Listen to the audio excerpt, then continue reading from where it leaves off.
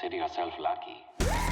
Hey everybody, I'm Josh and welcome back to another movie review. Today we're going to be talking about Cuckoo, the newest film from Schafer. Before we get started though, make sure you do leave a like, subscribe to the channel. It helps a lot and it's free to do so. I'm going to give you guys a quick plot description just so you know what the movie is about. A 17-year-old girl is forced to move with her family to a resort where things are not what they seem. I'm so confused only because this movie is way different than what I was expecting.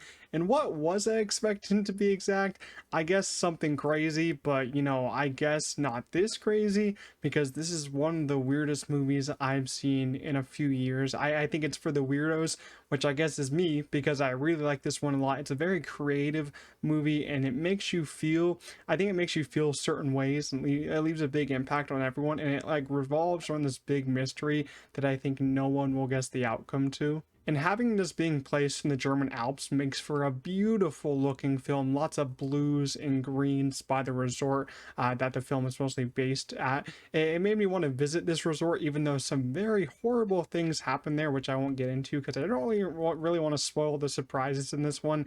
I'm also not sure when the film is set.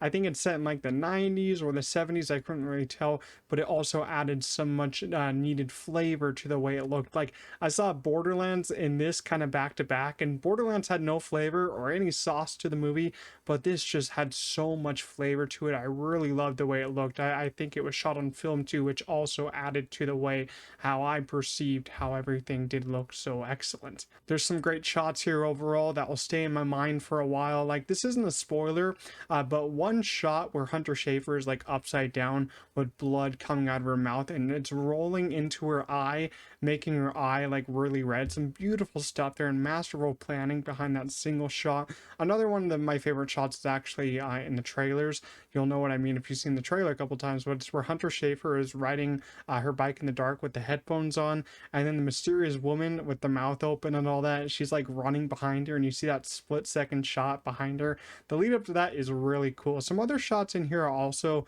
great, but I won't discuss this because this is kind of getting into a little bit more of the details about the story, which I actually want to keep secret because the trailers kept a lot secret from the story. Like you wouldn't really guess what this movie's about from the trailers, but it does look like an entertaining ride, and that's how I felt like it was. Talking a little bit more about the script, as I said, there's a big mystery going on in this movie, and the way it's revealed and the whole answer itself might not work for some people because some answers aren't really given in the end. There's still a little bit of mystery left for you to decide what happens. I myself think like it could have been handled a little bit better, but I liked it, and I think, as I said, it did have a big impact on me personally of how I'll probably just be thinking about this movie for a while until I do see it again. Like it's one that I really want to go back and watch again because you know, it's some details I might have missed, some reveals in the beginning maybe give something away that I might have missed, but it's not really necessarily scary. Like I wouldn't really call it a horror film.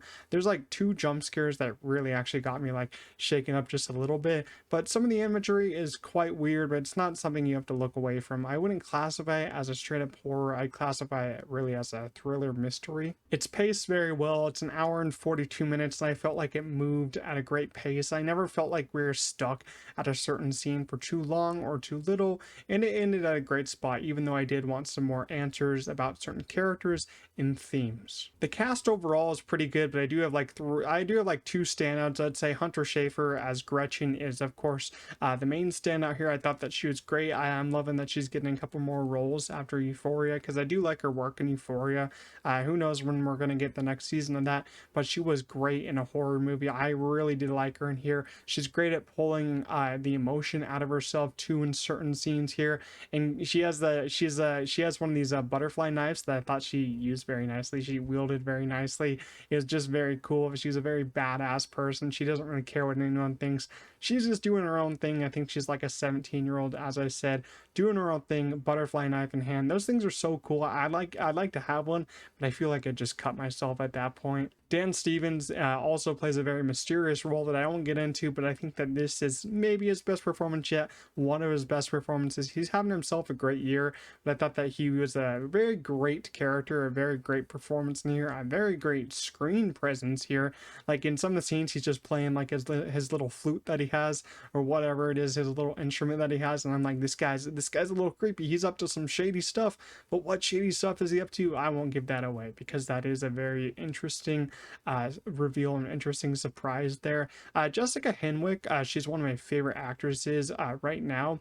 I wish that she was given more to do here. She does have a couple interesting scenes, and I do like her in the movie, but I feel like they could have used her in a much greater way, in like kind of a scare way, but they didn't use her too much. I wish that she was used a little bit more, but I think Hunter Schafer and Dan Stevens stole the film for me as a whole. Overall, Cuckoo is one of the most creative thrillers that I've seen in years. It's not as scary and gruesome as I wanted it to be, but the way it's shot leaves a big impact on you. Hunter Schafer and Dan Stevens, as I said, are brilliant, and you will never guess the mystery, which I liked. But I did want some more answers about our characters in the end, but I'll still give Cuckoo a strong 7.5 out of 10, which could raise on a rewatch because, as I said, it's one that I want to watch again and own after it does in its theatrical release. Neon is just killing it with their theatrical releases with the long legs, and now this.